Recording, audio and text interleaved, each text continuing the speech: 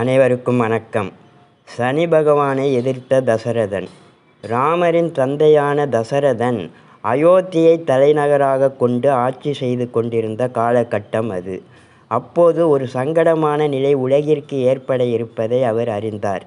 இதை பற்றி அப்போது அரசவை குருவாக இருந்த வசிஷ்டரிடம் தசரதன் கேட்டார்.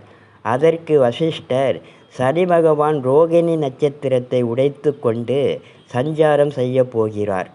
இதனால் நாட்டில் மழை பெய்யாது, உயிர்கள் அனைத்தும் பசி பட்டினியால் வாடும் என்று கூறினார். தன் மக்களுக்காக சனி பகவானுடன் யுத்தம் செய்ய முடிவு செய்தார் தசரதன். அதன்படி தன்னுடைய தேரில் ஏறி சனி பகவான் இருப்பிடம் சென்றார். யுத்தத்திற்கு வரும்படி சனி பகவானுக்கு அழைப்பு விடுத்தார். தசரதன் இவ்வாறு செய்வது சனி பகவானுக்கு அறியாமையாகத்தான் தெரிந்தது. இருந்தாலும் தசரதன் தன்னுடைய மக்களுக்காக இந்த முடிவை எடுத்திருப்பதை கண்டு சனி பகவான் மகிழ்ந்தார்.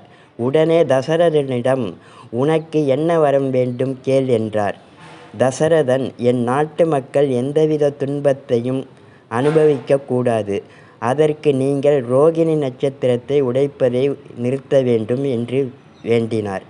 சனி பகவானும் அப்படியே ஆகட்டும் என்று கூறினார். நன்றி, வணக்கம்.